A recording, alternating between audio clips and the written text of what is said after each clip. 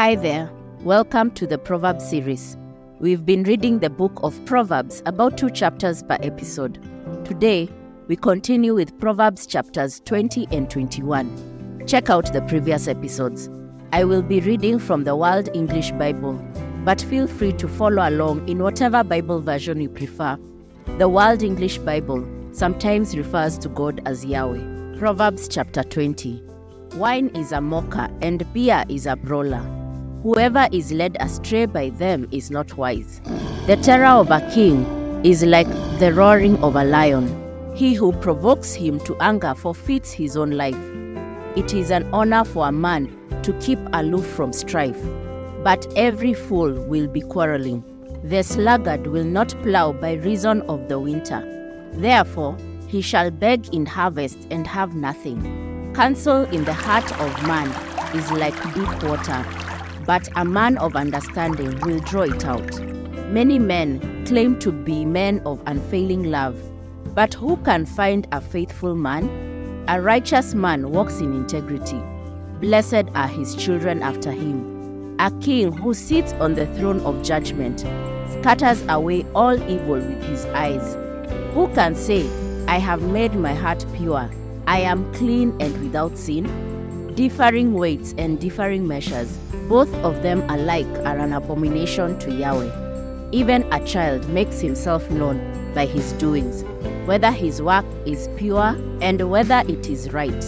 The hearing ear and the seeing eye, Yahweh has made even both of them. Don't love sleep, lest you come to poverty. Open your eyes, and you shall be satisfied with bread. It's no good, says the buyer. But when he is gone his way, then he boasts. There is gold and abundance of rubies, but the lips of knowledge are a rare jewel.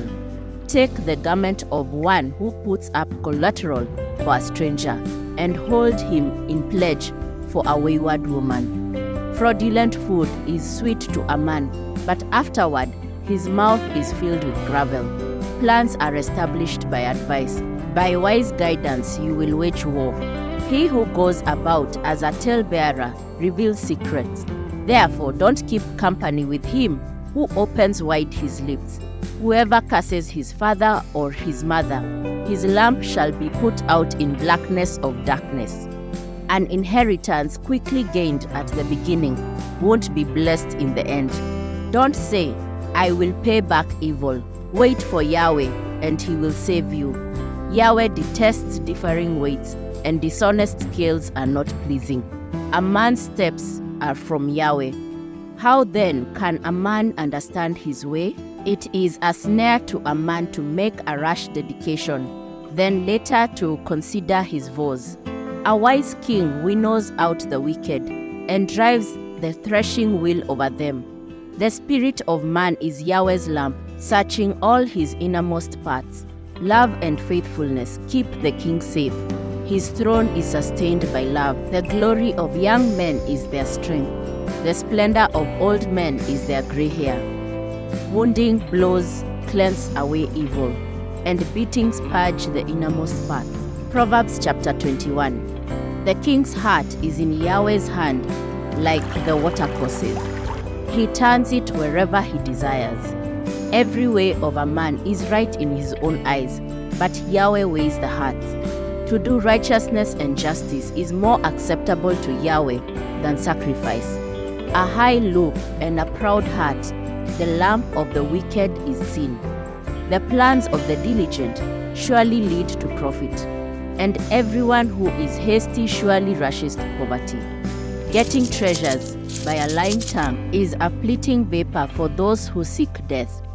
The violence of the wicked will drive them away, because they refuse to do what is right.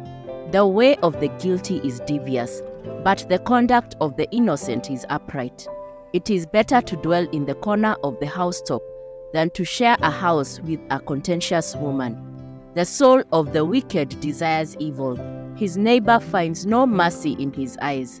When the mocker is punished, the simple gains wisdom.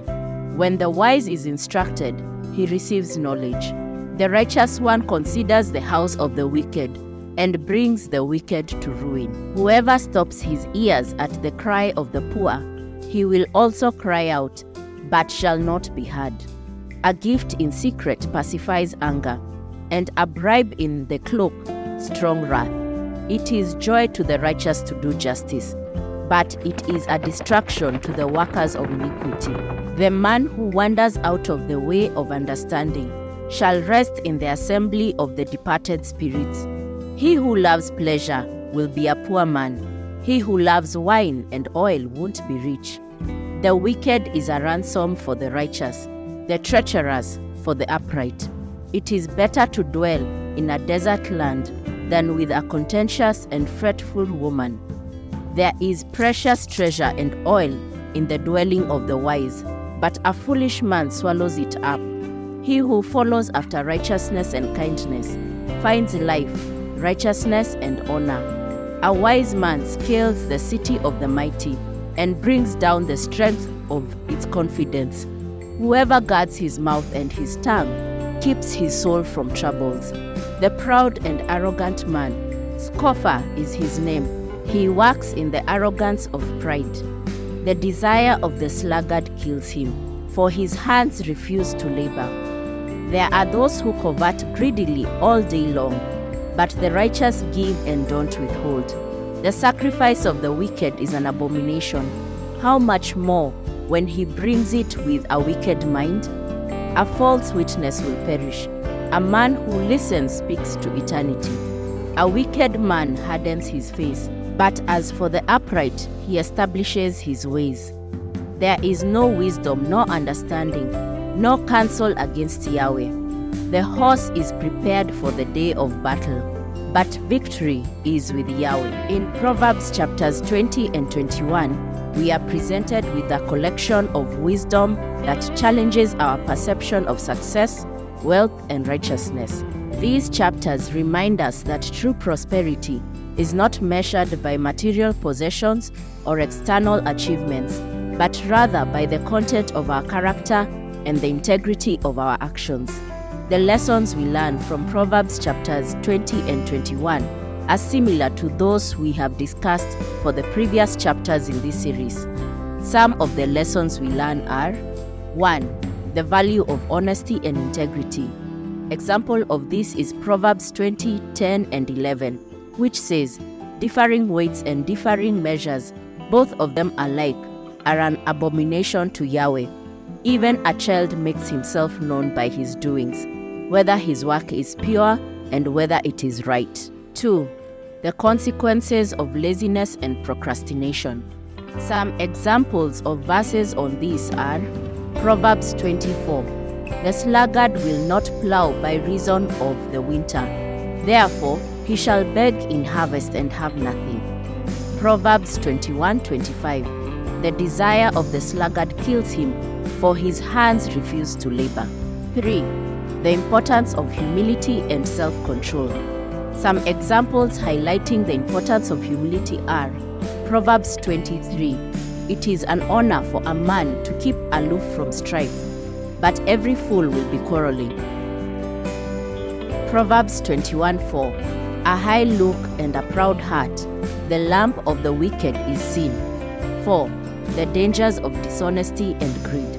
An example of this is Proverbs 21:6, which says, "Getting treasure by a lying tongue is a fleeting vapor for those who seek death." 5. Seeking justice and righteousness in our actions. Examples of these are Proverbs 21:3, which says, "To do righteousness and justice is more acceptable to Yahweh than sacrifice." Also, Proverbs 21:15, which says, "It is joy to the righteous to do justice, but it is a distraction to the workers of iniquity." These are just some of the lessons we learn in Proverbs chapters 20 and 21. It is by no means an exhaustive list. We will continue from Proverbs chapter 22 in the next episode. God bless you. Bye.